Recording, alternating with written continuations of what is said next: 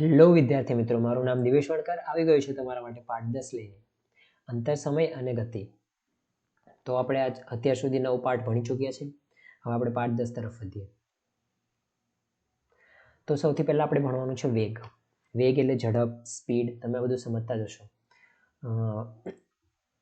કોઈ પણ bike, car અથવા આવી રીતે જે ગાડી હોય છે તે કંઈક ઝડપે જાય છે, તો એ ઝડપ કઈ રીતે કાઢવી તે આમાં આપણે શીખીશું.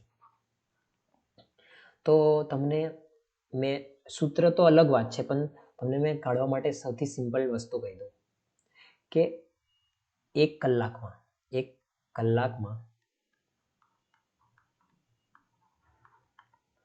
કોઈ પણ વસ્તુ એટલે ગાડી, મોટરસાયકલ કે પછી સાયકલ જેટલું ચાલે, એક કલાકમાં જેટલું ચાલે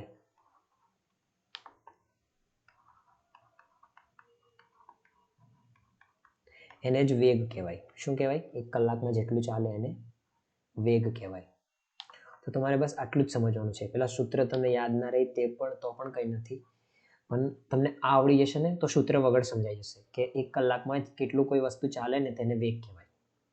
એટલે જો તમને આવી રીતે આપ્યું હોય કે આ મોટરસાયકલ છે તે 500 કિલોમીટર માત્ર 2.5 કલાકમાં ચાલી ગયું, તો એની ઝડપ કેટલી હશે? વેગ કાઢો.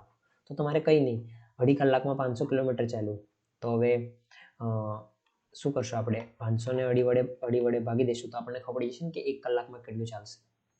આપણે આવી રીતે કાઢવાનું છે તમારે આ બધું. જો જેમ કે કંઈ પણ આવું વસ્તુ હોય, આ કઈ વસ્તુને કાઢતા શીખવાડું છું તે તમે જો સમજી શકો છો. રૂકો. જેમ કે 500 કિલોમીટર એટલે કિમી, એ 2.5 કલાકમાં ચાલ્યું, તો 1 કલાકમાં કેટલું? આવી રીતે જ્યારે પણ કાઢવાનું આવે ને, અહીં મેં ભૂલથી ગુજરાતીમાં આટલો લખી દીધો. તો તમારે શું કરવાનું?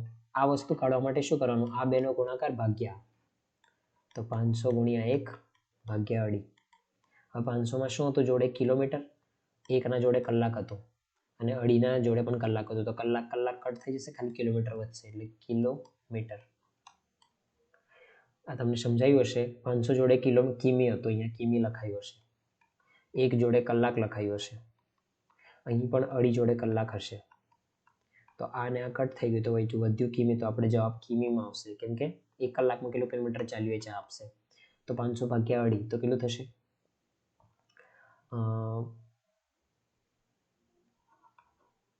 200ની ઝડપ આવશે. 200 કિલોમીટર 1 કલાકમાં ચાલ્યું હશે. તો જો 200 કિલોમીટર 1 કલાકમાં, બીજા 200 કિલોમીટર 1 કલાકમાં, અને પછી બીજા 100 કિલોમીટર અડધા કલાકમાં. તો આ 1, 2 અને 2.5 થઈ ગયા ને. તો બસ એ જ છે કે 1 કલાકમાં જેટલું ચાલે છે એ જ એની શું હોય છે? વેગ હોય છે. એવી રીતે આ અલગ અલગ ગાડીઓ અલગ અલગ ઝડપે ચાલશે. ચાલો તો હવે સૂત્ર તરફ વધીએ. જો આ બહુ જ મહત્વનું આવી ગયું છે, તમારે યાદ રાખવાનું છે. તો શું છે કે સમય, અંતર અને વેગ વચ્ચેનો સંબંધ નીચેના સૂત્રથી સ્પષ્ટ થાય છે. શું છે? અંતર એટલે કેટલું ચાલ્યું તે, અંતર બરાબર વેગ એટલે ઝડપ કેટલી હશે ગુણ્યા સમય. સમય એટલે કેટલા સમય માટે એ ચાલ્યું છે તે જ છે. હવે માની લો કે તમને એવું આપ્યું હોય કે આની વેગ કેટલી હતી કે 50 કિલોમીટર પર હોર, અથવા એને ગુજરાતીમાં લખશું તો 50 કિમી પર કલાક. આ એની ઝડપ હતી. અને તમને એવું આપ્યું હોય કે એણે 500 કિમી ચાલ્યું, તો કેટલો સમય લાગ્યો હશે? એટલે તમને આ 3 વસ્તુમાંથી કોઈ પણ 2 વસ્તુ આપી હોય ને, તમારે ત્રીજું કાઢવાનું હશે. આવો પ્રશ્ન આવશે. જો અહીં વેગ આપ્યો છે આપણને, આ અંતર આપી દીધું, તો સમય જ કાઢવાનો રહ્યો. તો આવી રીતે 3 વસ્તુ આપ્યું હશે અને એમાંથી એક વસ્તુ કાઢવાનું હશે. સમજી રહ્યા છો ને તમે? તો બસ આવી રીતે સહેલું આ સૂત્રથી કાઢવાનું છે. તો તમે આવી રીતે પણ તમે બીજું પણ આ સૂત્ર તમને યાદ ના રહે તો તમને કાઢતા શીખવાડો. જેમ કે જો આપણને ખબર છે 50 કિલોમીટર પર કલાક, અથવા તો આવી રીતે જ સમજાવું કે ચાલો માની લો કે આપણે એને 50 કિલોમીટર ચાલ્યા 1 કલાકમાં. 50 કિલોમીટર 1 કલાકમાં આપણે ચાલવાનું છે 500, તો આવી રીતે 50 કરશો તો હજુ એવા કેટલા કલાક લાગશે? એ કાઢવું હોય તો તમે શું કરશો? નોર્મલ વાત છે ને કે 500 ને ભાગ્યા 50 કરશો. બસ તો 500 ભાગ્યા 50 એ તમને સૂત્ર ના યાદ રહ્યું તો આવી રીતે સમજવાનું. આ સમજીને જ તમે કરો કહેવાય ને. સૂત્ર તો તમને યાદ જ નથી. 10 કલાક એવી રીતે સમજાઈ ગયું ને, કેમ કે 50 કિલોમીટર 1 કલાકમાં, તો એવી રીતે બીજા 50 એવી રીતે આવી રીતે 500 કિલોમીટર કાપવાના છે. તો 500 ભાગ્યા 50 કરશો તો જ ખબર પડશે ને કે કેટલા કલાક. બસ તો આવી રીતે જ કાં તો સૂત્ર યાદ કરી લો, કાં તો પછી સમજી લો. આ સૂત્ર જ યાદ કરી લેવાનું તો તમારે સહેલું રહે. ફટાફટ. ચાલો તો હવે આગળ તરફ વધી. હવે સમપ્રમાણ ને વ્યસ્ત પ્રમાણ, આ બે વસ્તુ તમારે ખાસ શીખવાનું છે. આ તો ખાલી ઝડપનો ફોર્મ્યુલો ઝડપનું સૂત્ર તમને સમજાવી દીધું, પણ સમપ્રમાણ ને વ્યસ્ત પ્રમાણ તમને કોઈ પણ વસ્તુ કાઢતા શીખવાડશે પોતાના જાતે જ. સમપ્રમાણ પહેલા સમજીએ. સમપ્રમાણ એટલે કોઈ પણ એક એવી રાશિ, બે રાશિ હશે. બે રાશિ એટલે કેવું? ઝડપ એક રાશિ છે, ઝડપ અથવા વેગ. સમય પણ એક રાશિ છે. પછી કેટલું ચાલ્યું મતલબ અંતર પણ એક રાશિ છે. વજન આ પણ એક રાશિ છે. આ બધું અલગ અલગ છે. જેમ કે તાપમાન આ પણ એક રાશિ છે. એવું વસ્તુઓ જે બધી તમે લીટર એ પણ એક રાશિ છે. આવી બધી રાશિ છે. તો જ્યારે એક રાશિ અથવા એલામાંથી કોઈ પણ એક રાશિ એ બીજી રાશિ એટલે કે આના, હવે તમને મતલબ સાધારણ શબ્દમાં સમજાવવાને વાંચો ના, આ રાશિના વધવા પર આ રાશિ વધે, અથવા આ રાશિના ઘટવા પર આ રાશિ પણ ઘટે. એટલે કે બંને એકબીજાના જોડે ચાલે અથવા એના સમમાં ચાલે. આના ઘટવા પર આ પણ ઘટે તો એને સમપ્રમાણ કહેવાય. બસ એટલું જ છે. હવે ઉદાહરણ તમને આપવાનું, જેમ કે વજન. આપણે વજન જોઈ લઈએ અને ઉંમર જોઈ લઈએ. ઉંમરના વધવા પર વજન વધે છે અને લોકોની ઉંમર જો ઓછી હોય તો એનું વજન પણ ઓછું હોય છે. તો આ બંને એકબીજાના સમપ્રમાણમાં છે. હવે તાપમાનનું જોઈ લઈએ. તાપમાનનું કોને જોડે જોઈએ? જેમ કે તાપમાન અને બીજું એક રાશિ લઈ લઈએ આપણે, કેટલું ગરમ કર્યું અથવા હીટરને કેટલું વધાવ્યું આપણે. હીટર લઈ લઈએ આપણે, એક ઉદાહરણ લઈ લઈએ હીટર.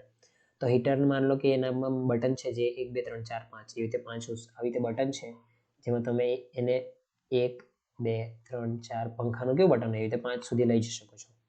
તો જેટલું જોરથી તમે જેટલું વધારે હીટર રાખશો એટલું વધારે તાપમાન વધશે, જેટલું ઓછું રાખશો એટલું ઓછું તાપમાન. સેમ આવું એસીમાં તમે એસી સમજતા હશો, એર કન્ડિશનર જેને ઘરમાં રાખે જેનાથી ઠંડુ થાય રૂમ. તો એમાં પણ તાપમાન ઘટાડશો તો ઠંડુ થઈ જશે. એટલે એ સમપ્રમાણમાં છે ને. તો આવું જ બધું, જે રાશિ એકબીજાના સમપ્રમાણમાં હોય તો તેને શું કહેવાય?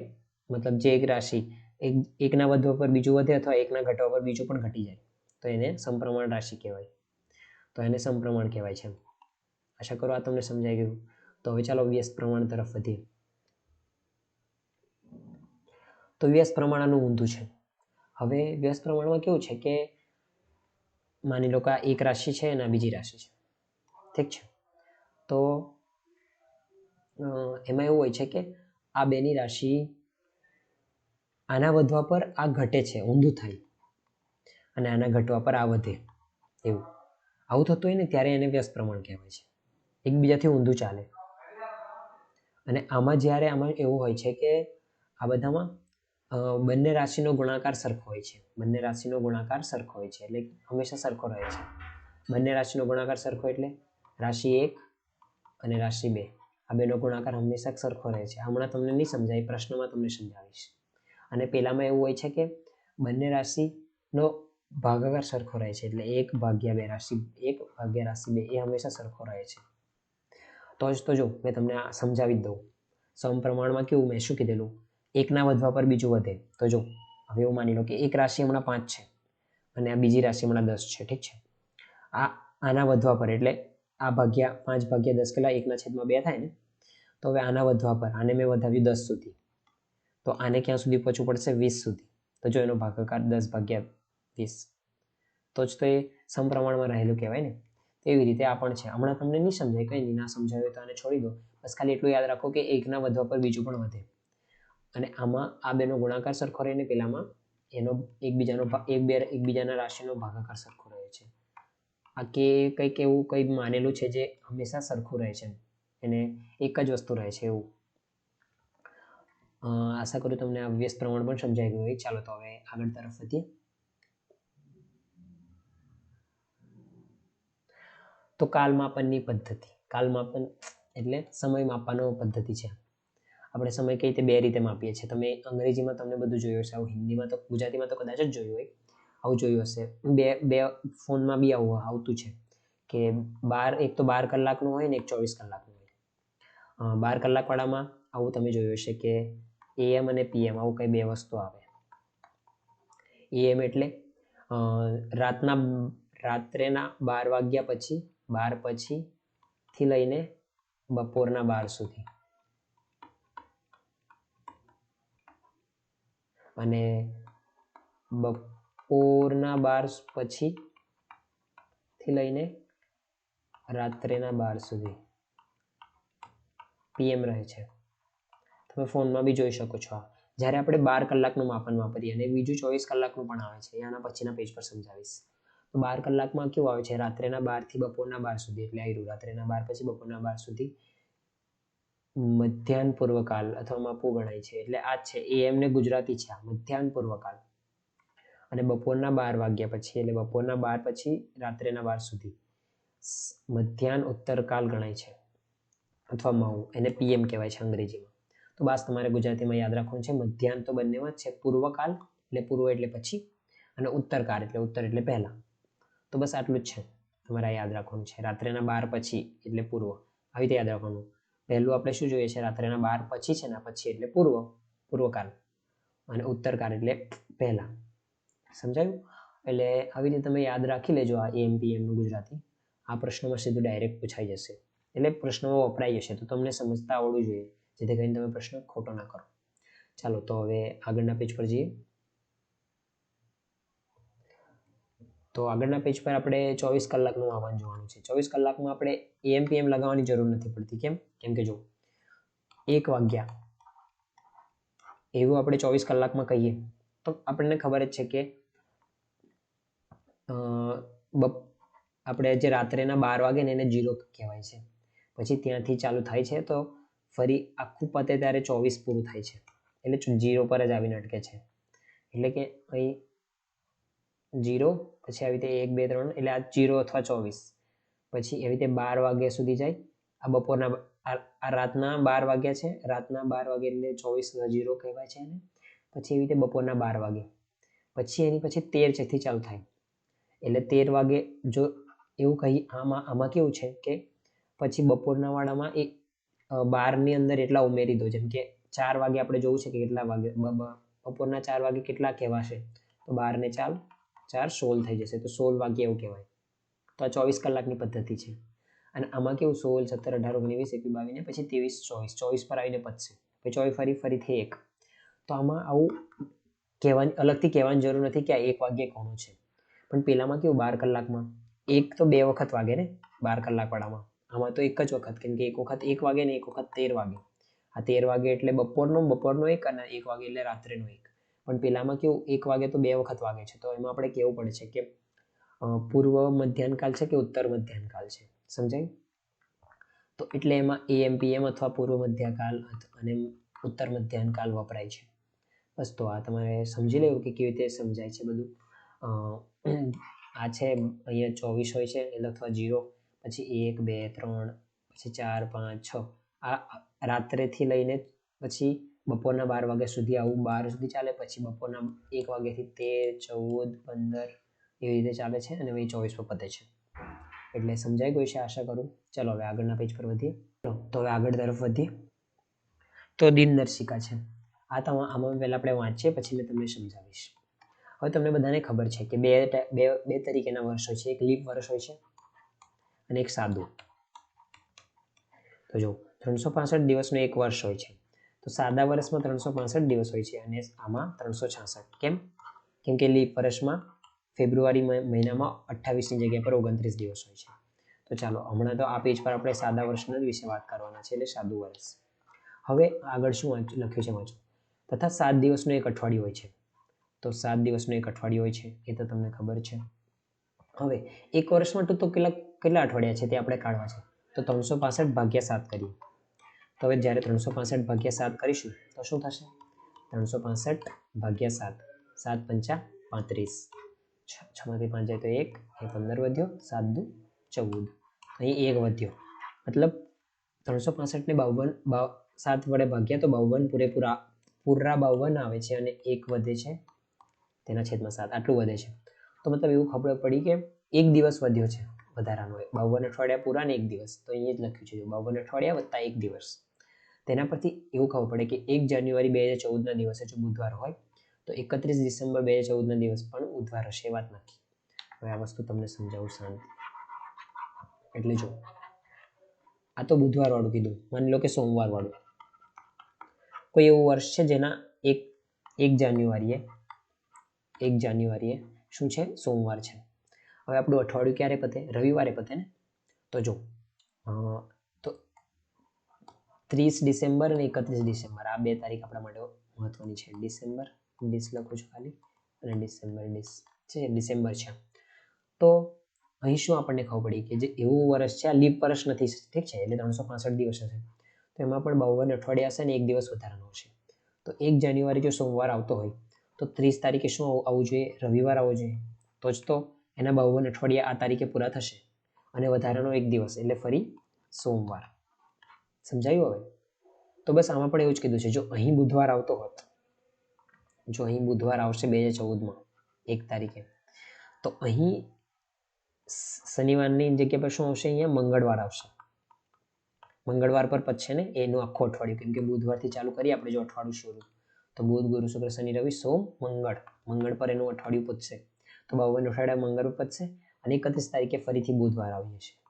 તો બસ આ જ સમજાવ્યું છે. આશા કરું છું આ તમને સમજાયું હોય. સોમવાર વાળા ઉદાહરણથી સમજી લો. બસ પછી સોમવારની જગ્યા પર બુધવાર આવી ગયું છે.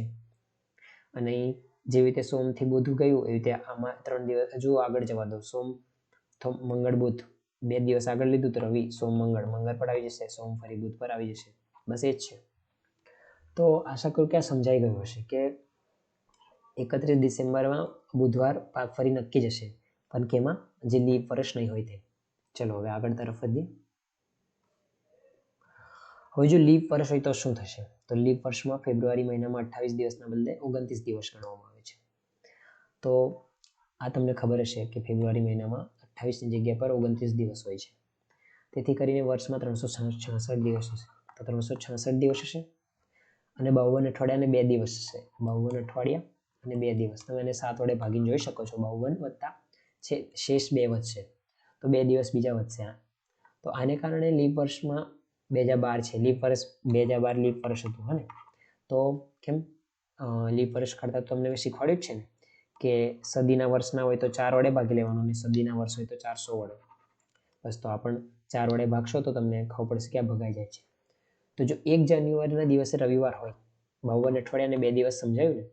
તો જો 1 જાન્યુઆરીએ રવિવાર હોય તો હવે રવિવારે શરૂ થાય તો આનું અઠવાડિયું ક્યારે પતશે? એ આખું શનિવારે પતશે ને, જેમ કે રવિ, સોમ, મંગળ, બુધ, ગુરુ, શુક્ર અને શનિ.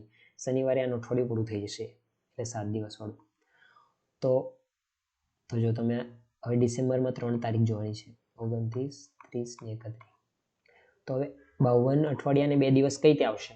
જ્યારે રવિવારે 29 તારીખે સોમવાર આવશે, જેથી કરીને આનો 52 અઠવાડિયા અહીંયા પૂરા થશે. પછી અહીંયા 2 દિવસ હજુ વધશે, તો 2 દિવસ આમાં ફિટ થશે. તો સોમ તો અહીંયા આવશે મંગળ અને 31 તારીખે આવશે બુધવાર. સમજાયું? તો 1 જાન્યુઆરીના દિવસે રવિવાર હતો. માફ કરજો, અહીં મેં થોડું ખોટું બોલી ગયો. જો હવે રવિવારે ચાલુ થશે તો એનું અઠવાડિયું ક્યારે પતશે તે તમારે જાણવાનું છે. તો રવિ, સોમ, મંગળ, બુધ, ગુરુ, શુક્ર અને શનિવારે પતશે એનું અઠવાડિયું, ઠીક છે? તો હવે 29, 30, 31 આ 3 દાડાને જોવાનું છે. 3 દિવસને જોવાનું. દાડા એટલે દિવસ. તો જો અહીંયા 52 અઠવાડિયા પૂરા કરવા હોય તો અહીં શનિ મૂકી દઉં તો અહીં એના 52 અઠવાડિયા પૂરા થઈ ગયા એવું માનો, ઠીક છે? તો હવે અહીંયા જો 2 દિવસ મળી ગયા ને, આ 2 દિવસને ફિટ કરવાના. જો લીપ વર્ષ હોય તો આપણને ખબર પડી ગઈ કે 52 અઠવાડિયા અને 2 દિવસ આવશે. તો 29 તારીખે શનિવાર, અહીં રવિવાર અને 31 તારીખે સોમવાર. તો જ તો આ લીપ વર્ષમાં 52 અઠવાડિયા 2 દિવસ ફિટ થશે. તો આવા પ્રશ્ન પૂછાશે તમારે 2012, પછી આવી રીતે આ તારીખે આ વાર હતો તો કઈ તારીખે કયો વાર. તમને આ બધું ધ્યાનથી સમજી લો. તમને ખાલી એટલું ખબર પડી જવી જોઈએ કે એક તારીખે કયો વાર છે, એટલે શરૂઆતી વાર છે. તમને કોઈ પણ વાર આપી શકે છે. જો રવિવાર આપ્યો હોય તો એનું અઠવાડિયું ક્યારે પતશે? શનિવારે પતશે. જે કેમ કે રવિ, સોમ, મંગળ, બુધ 7 દિવસમાં પતે, તો રવિથી 7 શનિ સુધી 7 દિવસ થઈ જાય ને. જો બુધવાર આપ્યો હોય તો શું થશે? કઈ પતશે? મંગળ પર પતશે. સોમવાર આપે તો રવિવાર પર પતે આપણું અઠવાડિયું. તો આ તો સાદું છે ને. જો સોમવાર આપે તો રવિવાર પર પતે છે, તો સોમવાર પહેલા જે વાર આવે છે તે પર પતે. તો રવિવાર આપે તો એની પહેલા જે વાર આવે તેના પર પતે. બુધવાર આવે તો એની પહેલા જે વાર આવે તેના પર પતે. તો બસ આવી રીતે તમારે સમજી લેવાનું. તો આ લીપ વર્ષ વાળું સમજાઈ ગયું છે કે 52 અઠવાડિયા પછી 2 દિવસ ફિટ કરવાના છે. તો 2 દિવસ આવ્યા અને 52 અઠવાડિયા પતશે. 52 અઠવાડિયા પતશે તો અઠવાડિયાનો છેલ્લો દિવસ અહીંયા હશે, તો જ તો 52મું અઠવાડિયું પત્યું. તો અઠવાડિયાનો છેલ્લો દિવસ કઈ રીતે ખબર પડશે? જે પહેલો દિવસ હશે એનાથી. તો રવિ કરતા પહેલા કયો? શનિવાર. હવે 30 ને 31 છે, બસ આગળ વધાવી દો. શનિ પછી રવિ, રવિ પછી સોમ, સોમવાર મળી ગયો 31 ડિસેમ્બર. તો આશા કરું આ તમને સમજાયું હોય. ચાલો તો હવે આગળના પેજ તરફ વધીએ. હવે જો કોઈ પણ વારે જે તારીખ હોય તે પછીના તે જ વારે જે તારીખ આવે તેની વચ્ચે 7 દિવસનો ફરક હોય છે. એટલે કંઈ નહીં. સોમવાર જો માની લો કે 5 તારીખે આવે તો હવે ફરી સોમવાર ક્યારે હશે? આની અંદર 7 ઉમેરશો ને તે તારીખે, એટલે 7 ને 5 12 તારીખે, એના પછી 19 તારીખે, એના પછી 26. તો આવી રીતે વધે છે કે જો સોમવારે 5 તારીખ હોય તો હવે નેક્સ્ટ એટલે આની પછીની 5 સોમવાર ક્યારે હશે? 12 તારીખે. 7 ઉમેરી દેવાનું. આમાં બી 7 ઉમેર્યું તો કેટલા આવશે?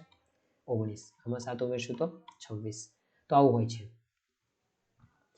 અને મહિનાની 12, 19, 26 સોમવાર આવશે. આમ ક્રમશઃ આવતા કોઈ પણ એકાદ વારની તારીખો વચ્ચે 7નો ફરક હોય છે.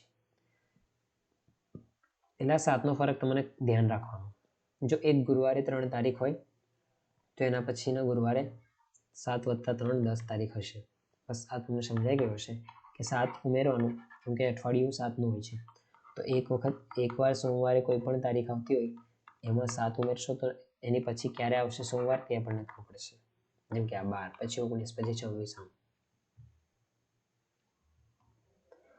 હવે 28 દિવસના મહિનામાં પ્રત્યેક વાર 4 વખત આવે છે. કેમ? જો હવે 28 દિવસનો મહિનો કોઈ પણ વારે ચાલુ થાય, 1 થી 28 છે તો એને 28 ને આપણે 7 વખત ભાગી શકીએ છીએ. તો મતલબ દરેક વારને 4 વખત આવશે. દરેક વાર 7 ચોક 28 થાય ને એટલે. પણ જ્યારે 29 દિવસ હોય મહિનામાં તો 7 વડે ભાગશું તો 4 આવશે અને 1/7 એટલે 1 હજુ વધશે વધારાનું. તો કોઈ એક વાર 2 વખત આવશે. સાચી વાત ને? 4 વખત તો બધા વાર આવશે અને કોઈ એક વાર 2 વખત આવશે. બસ એટલું જ કહે છે કે 29 દિવસ હોય તો 1 તારીખનો વાર 5 વખત આવે, બાકી બધા. અને એ બી પાછો એક જ પહેલી તારીખનો જ આવે, એ યાદ રાખવાનું. 1 તારીખ જે 2 વખત આવશે ને તે પહેલી તારીખનો જ હશે. અને 30 દિવસમાં 1 અને 2 આ 2 તારીખનો વાર 5 વખત આવશે 4ની જગ્યા પર. અને 31 દિવસના મહિનામાં 1, 2 અને 3 આ 3 તારીખનો વાર 5 વખત આવે. આ બધું તમને સમજાઈ જ રહ્યું હશે કે આને 7 વડે ભાગશું તો વધારાના જે વધે તે તારીખ તેટલી સુધીની તારીખો 5 વખત આવે, એટલું સમજવાનું. જો આ 31 છે એને 7 વડે ભાગશું તો કેટલા આવશે? 7 ચોક 28 અને બીજા વધે કેટલા? 3/7. તો 1 થી 3 લઈને જેટલી તારીખ છે ને તે 5 વખત આવે, બાકી બધી 4 વખત. એટલું યાદ રાખવાનું. તારીખ એટલે એ તારીખે જે વાર આવ્યો હશે તે વાર 5 વખત આવશે. તમે જોઈ જ શકો છો કેમ કે હમણાં જે જાન્યુઆરી 2024 ચાલુ થયું છે એમાં કેવું છે? સોમવારે 1 તારીખ છે. ઠીક છે. હવે સોમવારે 1 તારીખ છે તો જોઈ શકો છો તમે આમાં 31 દિવસ છે. તો તમે 1 તારીખે જે વાર છે ને તે જોજો તમે. એ ખાલી 5 વખત છે. 2 તારીખે જે વાર છે તે 5 વખત છે અને 3 તારીખે જે વાર છે તે 5 વખત છે. એને છોડીને બાકી બધા વાર 4 વખત છે. તમે જોઈ શકો છો. કેલેન્ડર ખોલજો અને ધ્યાનથી જોજો. આ તમને સમજાઈ જશે કે કેમ આવું છે. પછી ફેબ્રુઆરીમાં જઈને પણ જોઈ લેજો. 2024 છે તો આ લીપ વર્ષ છે તો એમાં 29 દિવસ હશે. તો 29 દિવસમાં એમાં પણ એવું જ સરખું. એટલે તમે ધ્યાનથી સમજજો કે શું છે. એમાં પણ સરખું જ. એમાં 29 દિવસ છે તો 7 વડે ભાગો. તો 7 વડે ભાગશો તો 1 તારીખ 5 વખત આવશે. જોજો તમે 1 તારીખ પર જે વાર હશે ને તે 5 વખત આવતો હશે. એમાં 1 તારીખે જે વાર છે કયો છે જોઈ લો. સોમ, મંગળ ને બુધ ને ગુરુવાર છે.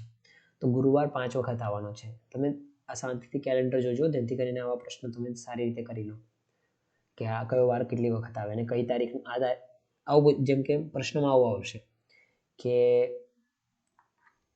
ચલો મેં તમને પ્રશ્ન દ્વારા જ સમજાવી દઉં. એટલે મેં સૌથી અઘરો સમજાવી દઉં એટલે જેથી કરીને તમે સાદા પણ પ્રશ્નો સમજી જાઓ. જેમ કે 2024 છે, ઠીક છે. તો હવે આપણને એવું પૂછવામાં આવ્યું છે 2024 છે અને એની પહેલી તારીખે ગુરુવાર છે. એની પહેલી તારીખે ગુરુવાર છે. તમે જોઈ લેજો, મેં જે છે ને તેમાંથી જોઈને જ બતાવું છું આ વખતે જે છે તે. તો જો 2024 છે, આનાથી આપણને શું ખબર પડે? આને 4 વડે ભાગો તો ભગાય છે ને, આ ભગાઈ જશે. તો લીપ વર્ષ છે એવું ખબર પડી ગઈ. હવે પહેલી તારીખ ગુરુવાર છે, લીપ વર્ષ છે તો 29 તારીખ પણ આવશે. તો હવે તમારે ગણવા નથી બેસવાનું. હવે 29 તારીખ છે, એને 7 વડે ભાગો તો કેટલા આવશે? 7 ચોક 28 ને 1 વધશે. તો તમને એટલું સમજાઈ જવું જોઈએ જાતે જ કે પહેલી તારીખ કે જે વાર છે ને તે 5 વખત આવશે, બાકી બધા 4 વખત. એટલે ગુરુવાર 5 વખત આવશે અને છોડીને બાકી બધા વાર 4 વખત આવશે. અને એવું પણ પૂછે કે 29 તારીખે કયો વાર છે, તો તે તમે કરી શકશો? જો હવે 7 વડે ભાગશું તો આમાં શું કીધું છે? 4 અઠવાડિયા પૂરા ને એક દિવસ વધશે. તો જો આમાં 7 અઠવાડિયા પૂરા અને 1 દિવસ એટલે 28 તારીખ સુધી 7 અઠવાડિયા આખા પૂરા થઈ જશે. તો ગુરુવારે શરૂ થાય છે. અઠવાડિયું ક્યારે પતશે આનું? ગુરુવાર પહેલા કયો વાર આવે? બુધવાર. તો 28 તારીખે બુધવાર આવ્યો છે અને 29 તારીખે ફરી ગુરુવાર. તો બસ આ સાધારણ છે, તમે સમજી શકો છો. ચાલો તો આગળના પેજ પર વધીએ. તો આટલું જ હતું, પૂરું થઈ ગયું આપણું આજનો પાઠ. તમે આ ધ્યાનથી સમજજો અને ધ્યાનથી બધું જોઈ લેજો, જેથી કરીને તમને આ બધા પ્રશ્નો સરળતાથી આવડી જાય. અને તમને કોઈ પણ પ્રશ્ન હોય તો તમે મારા આપેલા નંબર પર મેસેજ કરી શકો છો અને કંઈ પણ હોય તો પેલા ગ્રુપમાં, જે તમને ડિસ્કશન ગ્રુપ પણ છે તેમાં જોઈ લેજો અને જોડાઈ જજો ગ્રુપમાં. અને હા, તમે જોઈ શકો છો કે અમે બધું ભણાવીએ છીએ, તો જેથી કરીને તમે સબસ્ક્રાઈબ કરજો અમારી ચેનલને, જેથી કરીને લોકોને ખબર પડે કે આવી એક જગ્યાએ ભણાવે છે, જેથી કરીને એવું કોઈ વિદ્યાર્થી હોય જે નવોદયની પરીક્ષા માટે તૈયારી કરતો હોય તો તેને સુધી આ વિડીયો પહોંચી જાય. તો આભાર. મળીશું હવે આની પછીના વિડીયોમાં, જેમાં મેં તમને આ પાઠના પ્રશ્નો સમજાવીશ. જય શ્રી કૃષ્ણ.